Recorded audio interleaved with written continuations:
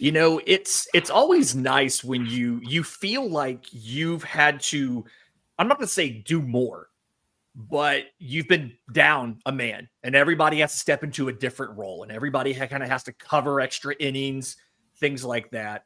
But the Barn Baseball Show is back to full strength.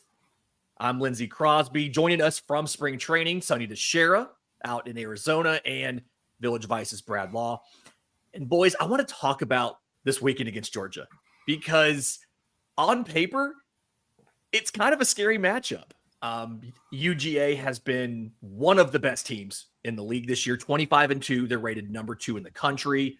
They mutual opponent in Kentucky. They won 2 out of 3, same as we did. And then they swept Florida, including a run rule last Sunday in Gainesville. Sonny, what's the thought process when you're about to go into a weekend like this, where it's, hey, we've been playing well, but this team looks from the outside like they're on a whole different plane? What's the thought process behind the boys for a weekend like this? It's definitely the same feels as like when we were in 2022 and we were going to play Tennessee, because we were real hot then too. But Tennessee was leading the league in homers, which Georgia is. Now, Tennessee had a completely different staff than what Georgia has this year.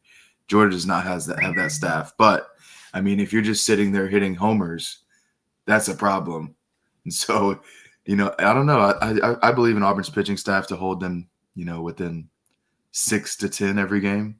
And I think that our boys are hitting good enough that it's going to be a good series. It's definitely like intimidating looking in, but Auburn's the number 11 in the country now. So I don't know. It's going to be a good series. That Tennessee series is so memorable. The Saturday game of that series where Bobby Pierce hits the home run and there was nearly an altercation because much like last weekend, Auburn did stuff that the other team does literally all the time and they didn't like it. And so we did it once. They didn't like it. They do it all the time. And tell you what, we nearly saw Tim Hudson and Gabe Gross go back to their roots a little bit. And that weekend, that was phenomenal. I'll never forget Jason Caldwell called the homer before it happened. We were down on the field. I always would go down on the field in the top of the ninth if we're trailing so that guys don't have to wait for me to make my way down there for post-game interviews. And I was standing there beside Jason Caldwell, and we get guys on base, and he goes, Bobby's about to hit one deep to left right here. Just watch. And then sure enough, he blasted it. Nearly got in a fight with a big, tall Tennessee fan who might have been a former basketball player who didn't like us, I guess, talking about the game. He didn't like that. So how dare a professional broadcaster talk about the game at the game while it's being played? Yeah, we weren't taunting. We weren't, but yeah. Anyway, that's Sonny, that's an outstanding comparison for this weekend. Power hitting team on the road at their place. You got some momentum going in. Butch Thompson said Tuesday night they're trying to take the Muhammad Ali attitude before he fought George Foreman. He's good. Yeah. They're good.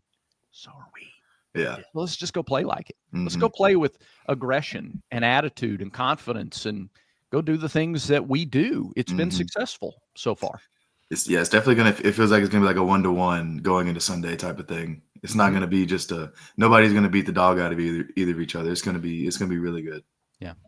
Yeah. Should we try to quantify how good Georgia is? Like, is just saying, hey, they lead the league in home runs, do you think that's enough, or do we need to kind of explain how good they've been? Like, Georgia's hit 74 homers. The next best team has 61. So 13 more than anybody else. That's Tennessee, by the way. They have 61. But, like, your average in the league is, I want to say it's the 16 teams, it's something like high 40s is your average, and they're at 74. Yeah. But they're also, and this is not a thing that I think you see a ton with the teams that just mash, they're also 4th in the league in batting average. So, like, even when they're not hitting home runs, their offense is still productive. For the record, Auburn is 6th at 312 for the full season. But any sort of specific concerns, Brad, about what Auburn's pitching staff can do when you face an offense that has 7 or 8 guys who have all hit at least 5 homers and you've got, I think it's 5 or 6 guys who are all hitting 300. Any specific concerns about Auburn's pitching staff this weekend? Well, so in general, they've been focused on strike percentage, being 65% or greater. Well, here's why that's even more important this weekend than it's been any other weekend. Georgia has, I think, 5 guys maybe in the top 10 in walks in the league. It's either 4 or 5 of the top 10 in walks. So they're not just up there free swinging and hoping to catch a fastball and drive it out of the ballpark. They're getting guys on base. They have the top 2, I think top 2, maybe top 2 out of the top 3 on base percentage guys in the SEC. So these homers aren't just solo homers. There's a bunch of guys on base. So all of a sudden, one swing of the bat turns into 3 runs or 2 runs. And we saw this Sunday with walks and errors and hit batters. And Kentucky had, or maybe it was, Kentucky had 5 runs on 2 hits for the longest time Sunday. So that margin of error is just razor thin. Mm-hmm. You've got to throw strikes or else you're going to walk a ton of guys. But you can't give up too much of the middle of the plate because they're going to knock it out, especially in their ballpark. Mm-hmm. They're going to hit it out. So, man, can you live on the edges? Can you live at the knees? Can you, the margin is very slim, I think, for Auburn pitching this weekend. I think they're capable, but that's where you watch. How many walks? Mm-hmm. How many free batters do you give up? Georgia's going to hit some home runs. They average almost 3 a game. Yeah. Auburn's probably going to hit some home runs this weekend too. It's just who's hitting solo shots, who's hitting 3-run homers. I think that's going to be a big factor. And Sonny, before you jump in real quick, I do want to say it's 4 of the top 10 in walks are all Georgia guys. Yeah. Wow. It's they got a guy with 26, they got a guy with 25, 23 to 22, which is nuts. So sorry. I mean, just from experience, whenever you're going in playing a juggernaut like this, the worst thing that you can do is try to like nitpick the plate and try to be perfect. So, I mean, you're exactly right. They're just going to hit home runs. Like, there's nothing you're going to do about that. But it's about how many can we let up and be okay. Mm-hmm. And so, because Georgia's Park's a joke, it's a 290 to right field, and it just flies out to left. I mean, it shouldn't. There needs to be some renovations, if you would say. But pull Baltimore and push those walls back a little bit. Yeah. It's a wind tunnel. It's a wind tunnel. It is. Yeah. They knew what they were doing when they built it. That's right. I mean, because Auburn's playing the same field, they can hit home runs just as well as they can. So the walks thing, I mean, that just is a testament. I mean, who's the coach? Wes Johnson, is that his name? Yeah. I mean, the past 2 years that Georgia has absolutely rigged. So whatever he's doing over there is obviously working. And they just have to go in there and respect Georgia for who they are now, not who they used to be. And it's literally gonna be a dogfight. I'm gonna just laugh if each game is under 5 runs by each team. We're talking about it that much now. 2 of the 3 will be pitchers duels or something like seriously, that. Yeah, seriously. Gonna have 2 guys go 7 innings each, and allow maybe 3 hits and 1 run, and the run will come off something like a sack bunt or something dumb like that. Yes. Which, hey, any sort of situation like that where the ball's staying on the ground, like that's got to favor Auburn. We've talked so much on the show about the defense, and I don't quite know how to think about this, Sonny, as far as Brad made the point of like they're going to hit their home runs. You can't let them have extra you can't give them extra bases with walks and things like that. Is there almost a mindset here of my job is just to throw strikes, and you just have to going in, you just have to say, hey, I'm probably going to give up two bombs today. My goal is those need to be solo shots and not 2 or 3 run homers. Like, is there any merit to up front just saying, hey, this is going to happen today. I just have to do my best to not let it get worse.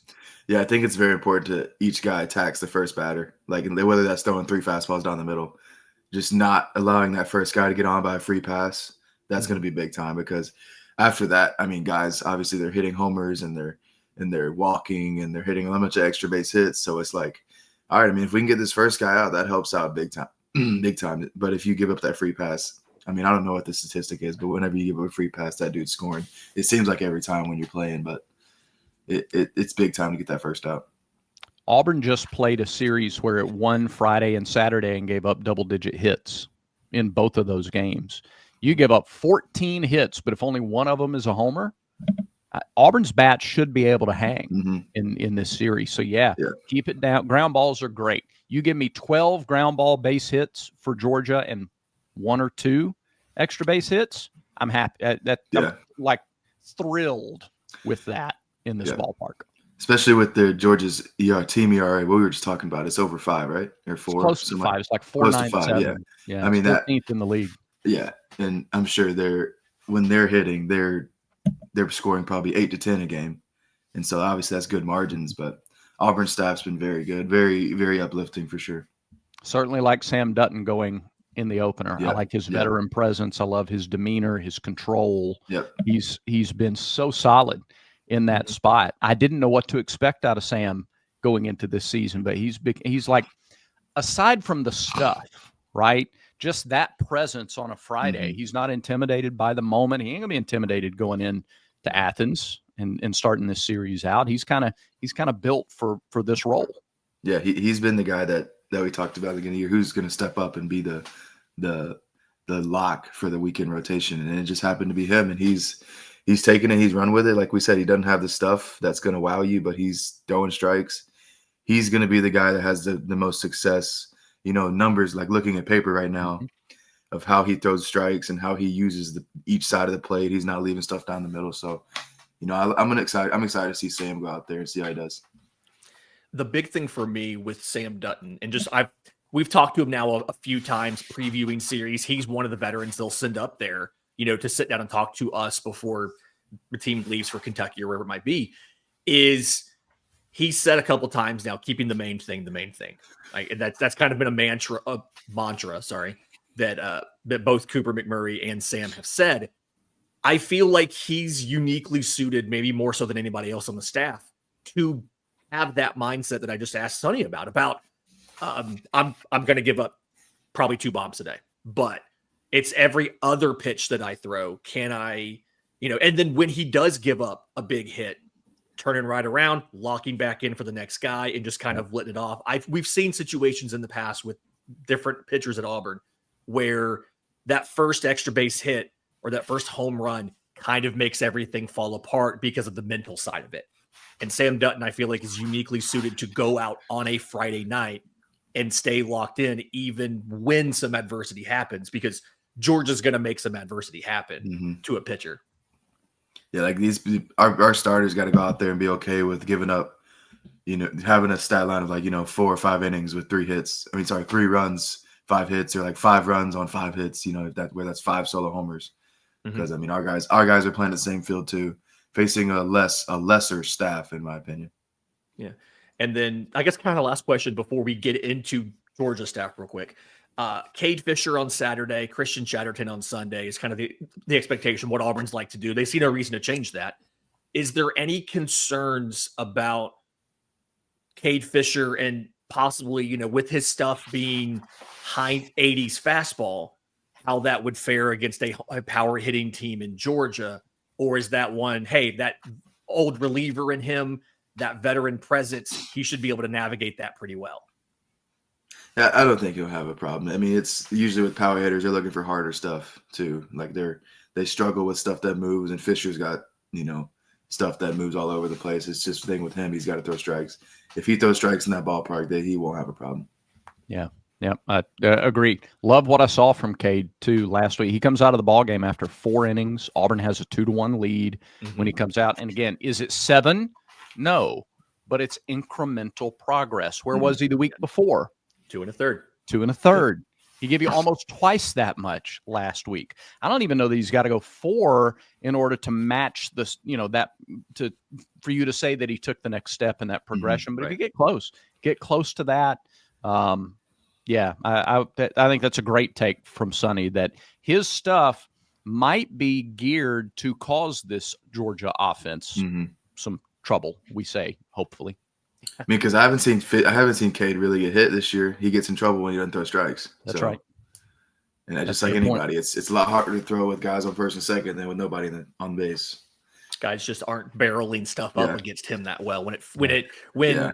I guess the average fan would think, hey, if you're throwing a fastball at 89, that's going to get crushed. Well, Yeah. no, it's not, because to your I mean, point, yeah. Sonny, they're looking for harder stuff to drive. Mhm. So that's a good point. Same thing with Chatterton too. He's got some really good secondaries. So, I think it's our staff matches up well with Georgia. It's going to be like, it's not like we have guys up there throwing 97, 98 with a power slider and they're worried about 2 pitches. We got 3 pitches where they got to worry about 3, 4, 5 pitches. I will say in Chat's case though, couple of struggles to start conference play. He couldn't land the changeup for a strike effectively last week. You're gonna have to do that in this game for sure. You can't take away one of his pitches. He's got to use all of them. He can't go up there and just throw his fastball. It's a good fastball, but it's not good enough to just do that. Yeah. Looking at this Georgia pitching staff, it's really confusing, right? To me, when I look at it, I see it's almost like it's 2 groups of guys. There's a whole handful of pitchers. I want to say it's something like 10 guys, all with an ERA under 3.5. And then there's another group of guys that all have an ERA. It's more. It's like 12 guys who are all 5 and above. And there's just no middle ground in there. And so because of that, there's so much of a discrepancy here. There's no dominant guy. One pitcher has even hit 20 innings this year. And so because of that, it's hard to know who's going to come in the game. But either way, the last week or so, since Ike Irish has been back, it feels like Auburn's offense has improved somewhat from what we saw against Vanderbilt. No matter who Georgia throws, do we feel confident that Auburn's offense can continue to do what they've done and put up runs in multiple innings and just continue to chip away at any sort of deficit? Yeah, for sure. I mean, seeing Ike get back in and, be back to himself, that definitely gives the whole lineup a sense of security. Hey, Sonny, if you're ever in a slump, just take a pitch to the scapula. And it's like a week, and then apparently you come back and you crush 4 homers in your next 4 games. Yeah, I mean, that's just incredible.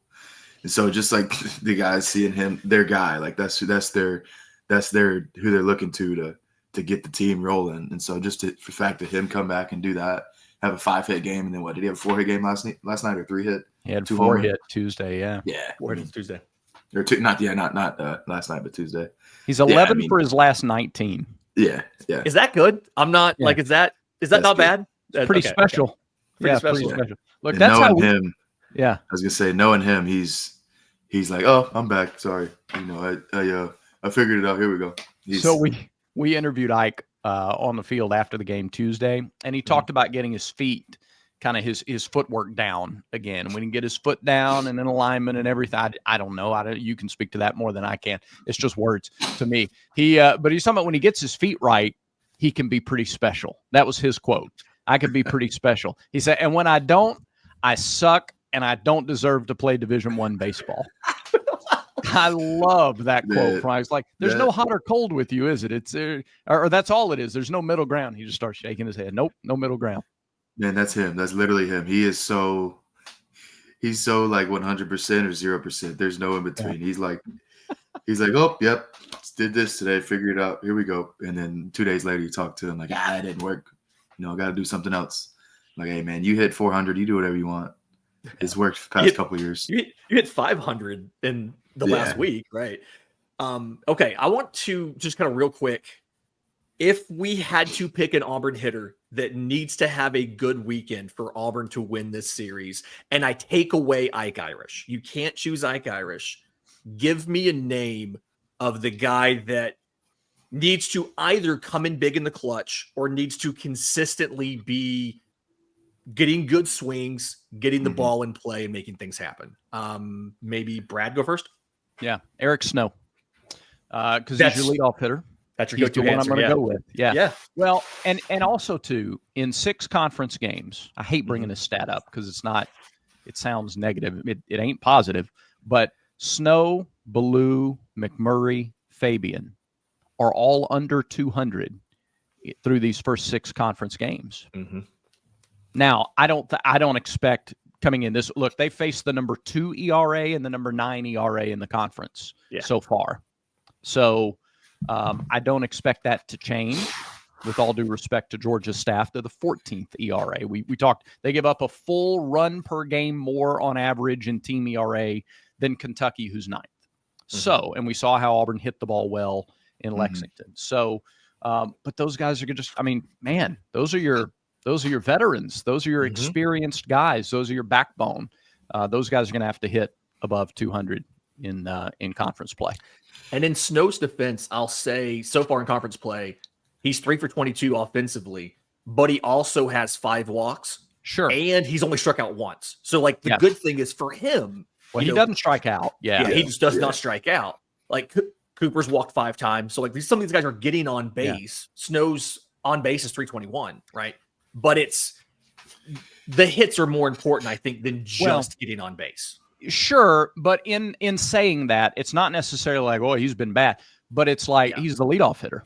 He's going to have more plate appearances than anybody else. If you can put pressure on their staff, if you can bring Ike to the plate with somebody on base, you know, in that first inning, for example, he's so aggressive at the plate. You get him on first, then a red hot Ike, and you can put pressure on them right away. I think that's a big key this weekend. Yeah. I didn't realize that those guys were all under 200. And I mean, but the good thing is they're 4-2 in SEC with those guys being under 200, which is crazy, right? But I have a little bit of a different one. I think Lucas Steele, you know, he's kind of gotten himself in that lineup, which is good to see. Switch hitting power hitter. And I think if he goes this weekend, was Ike hitting behind him or in front of him? He against Kentucky, he was hitting behind him, I think, but he got moved after a first couple games. He got moved up into the 2-hole again. Okay, which I mean, so if Lucas is hitting third and Ike's hitting in front of him, that opens up for Ike a little bit because Lucas has been hot, and then obviously vice versa. If Ike is hitting behind Lucas, then Lucas will get pitched to, and I mean, I think Lucas is a guy you've seen a little bit of it so far. If he hits, he's going to hit for power, and he's going to have really good at bats and then obviously Coop's going to get rolling and Eric's going to get rolling. Derek and Kay, they're going to get rolling. There's no problem there. But the fact they're 4-2 with those guys, your core guys hitting under 200 is just really, really positive. It's phenomenal. Yeah. I mean, it shows you what, again, the pitching, the newcomers, the wins in Lexington were team wins. You couldn't, I don't think, just point to one guy just because Ike hit so well or just because this or that. Those are real team wins. Yeah. I mean, that they could have really went 0-3 that weekend, honestly. Yeah. You know, those games went their way. 2 of those were 1-run games. One of them was in extras. I mean, very easy to see how and that's the identity of this Auburn team. And we talked about this a little bit, me and Brad did on Tuesday's show. We were talking when the seasons first started, we thought this offense was going to be fantastic. The pitching staff was going to be pretty good. And the identity would be a team that would go out there and kind of just, beat the ball around the yard. And I think it's evolved into it's a team that collectively never gives up until that final out is made. And it feels like this is a weekend where you could see a scenario, if things obviously didn't go well, where you get down early and you have to show that resilience. And I don't necessarily know if Florida has that in them. I don't think Kentucky really had that in them like Auburn does. So you feel good about the ability of Auburn to stay in these games, even if they do get down early, right? If one of the pitchers stumbles and gives up a 2-run inning becomes a 4-run or a 5-run inning, they should still be able to battle on it. And that's not something I think that last year's team had. And I think that's something that this year's team has maybe more than any roster I've seen Auburn have recently, maybe outside of yours, Sonny, maybe even including yours. I mean, you can probably speak to that better than I can. Yeah, I mean, it's with the teams like Florida and your Arkansas and I'm not going to say Tennessee because they will fight. They will do what it takes to win. They'll throw bats at you. Yeah. They'll throw bats at you. But not like those type of teams, they're showing up to the park like, yeah, we're going to beat your face in. And then they get punched in the face and they're just like, oh, whatever. We'll win the next game. So they don't really have that fight in them. Speaking of the boxing mentality, what was that quote? Everybody has a plan until they get punched in the face. Yes, exactly. And so going in and playing a team like Kentucky, they're not a big baseball team. And you saw they fought for 3 games and they only won one of them. Georgia's same way. They were good back in the day, but they've been battling to get back to where they need to be. Just like last year, they had a really great year. And so they're that gritty team. I've watched Georgia play a few games this year, and they play hard, and they play till the end. Like Vanderbilt, they're always going to play till the end, and we took care of them too. So this can't be any – I know Auburn's never going to have the mentality of, ooh, we're going to just beat the dog out of you. Here we go. And I don't think Georgia's got that either. So it's going to be a great weekend. How much of that comes from the head coach? When you mentioned Tennessee always wanting to fight, and you mentioned Auburn coming in with what I'm going to kind of describe as modesty, and we're going to come in, we're going to work hard, we're going to get this done. That all comes, it sounds like that's coming straight from the head coach. Maybe that's just me taking those two teams and the personality of Tony Vitello versus the personality of Butch Thompson and kind of extrapolating. But it feels like that's just all the culture you've built in the program versus maybe anything inherent to a specific player. Yeah, like every team's different. Every coach is different. Every team plays to the tune of what their coach is. So, if that's what Tennessee needs to be good, and obviously it's worked, they need a type of coach like Vitello, that's perfectly fine. That's how they work. But Auburn, we have, 3 great coaches with great, leadership skills, and they teach you about playing very humble and very, we're going to play the game how you're, because they accept the faith that, hey, we're not going to hit a bunch of homers. That's not what we're teaching here. We don't have the ballpark for that. And so they're teaching the small game, the run game, throwing strikes. They're going to win the game that way and playing until the very last out. And, that every team has played, literally, like I said, they play to the tune of what their head coach, preaches and what their coaches preach. And so it works for different universities. It works for different staffs. It's just how it is. And whatever works. Like there's no knocking what Tennessee does. There's no knocking what Arkansas does. There's no knocking what we do. As long as you're winning, it doesn't matter. Nobody questions you. Yeah. 2 College World Series appearances in the last decade, in the last 7 years, really. 2 College World Series. Speak softly, carry a big stick. Mm-hmm. They're not going to take a back seat. They're not going to, they're not going to shrink back in the distance. They may just not be in your face about it. Yeah. Unless you push them. I was about to say, unless you tell them to stop rowing a boat in the middle of the game. Unless you have antics all weekend long and they decide finally to try to get something going offensively, Yeah. Interested to see who our umpires are this weekend. Yeah, the SEC is going to put that info out. It's not been released at the time of recording, so we unfortunately don't necessarily have it. Final predictions for the series. We always do this. None of us ever pick a sweep.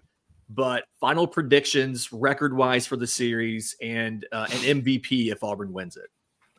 Maybe Sonny go first? Yeah, I'll go. It's definitely going to be 1-1 through 2 games for sure. And so that Sunday game, hopefully, if Chatterton's rolling out there, hopefully he's got his stuff. If Chatterton's got his stuff, I think it's an easy 2-1. And we got to have Ike show up just like he showed up for Kentucky, just like he showed up on Tuesday. He's going to be the guy that gets Cooper rolling. He's going to be the guy that gets Derek rolling. Because they're going to look at him and be like, okay, Ike's back. I can kind of just relax and not put it on myself type of thing. That's what the leaders do. That's what they always do. I mean, if one of your best guys goes down, like as I just call them a trio because they've been together, playing together for the past 3 years. So it'll be, I think Coop and Derek and Cade and Eric, they're going to be like, okay, let's just take a breath. We got our best hitter back. Let's go. Let's run it. Okay. Brad? Yeah, I'm going to go 2-1. I always go 2-1. I was tempted to not go 2-1 this week because I don't know if they'll play Sunday because it looks like rain. Oh, is it bad? Oh. But now we got a couple of days to get there, and I was wrong last week. I didn't think there was any chance we were going to play Sunday in Lexington either. I didn't either. So now this is a natural field. It's a little different. If it does rain, then you have to treat it differently. But I think there's an 80% chance of rain Sunday morning. That's now, though. We still got a couple. So I started to go 1-1. I think for Auburn, it's going to be Cooper McMurray. I think, again, one of your senior leaders, power hitter. He's going to be, he's going to need to make some plays defensively. And he's going to have to hit the ball well in that ballpark where it's 100 feet to right field. I think that is a big opportunity for that power lefty to do some damage offensively, to break out a little bit this weekend. So I'll go Cooper McMurray, friend of the show. Friend of the show. See, now I feel like I'm kind of copping off all of this. I was going to have 2-1 and Cooper McMurray. I'll go a different direction. I'm still saying 2-1, but I think you're going to get into situations this weekend where you have guys on base and it's a jam and you've got to stop the inning at 1 run or 2 runs before it becomes 4 or 5. So I think I'm going to change up and go with friend of the show, Parker Carlson. I think he's going to be one of the guys who's going to have to come in as a fireman, shut some stuff down, and just not let that inning spiral so that Auburn's bats can continue, especially as you get later in the game and they have less innings to put up a 1 and a 2 here and there to come back. So I'm going to say 2-1, Parker Carlson, and I might go one farther and say you're probably playing a doubleheader on Saturday, which, hey, Auburn fans who are in Atlanta for the Sweet 16, drive over on Saturday, come watch Auburn baseball, come check out Brad Law, and the whole rest of the team out there in Athens, and they can listen to you on the radio while they sure could watching the game. They ain't making a trip over to watch me. I guarantee that. This team is something. I'm telling you, if you haven't yet. Now, look, if you're watching this show, you're probably already a pretty invested fan. Yeah. But if you haven't gotten out to see them in person, they are worth the price of admission. They are gritty. They will fight. And like we said, they're not going to shrink back against anybody. Yeah. So this will do it for the Barn Baseball Show, the preview of Georgia for Friday the 28th. Do us a favor, you're listening on audio, leave a 5-star review for the podcast feed. If you're on YouTube, subscribe, send this show to a friend who is a Auburn baseball fan so that they can learn all about this Auburn baseball team. For Brad Law, for Sonny DeShera, I'm Lindsay Crosby. This has been the Barn Baseball Show.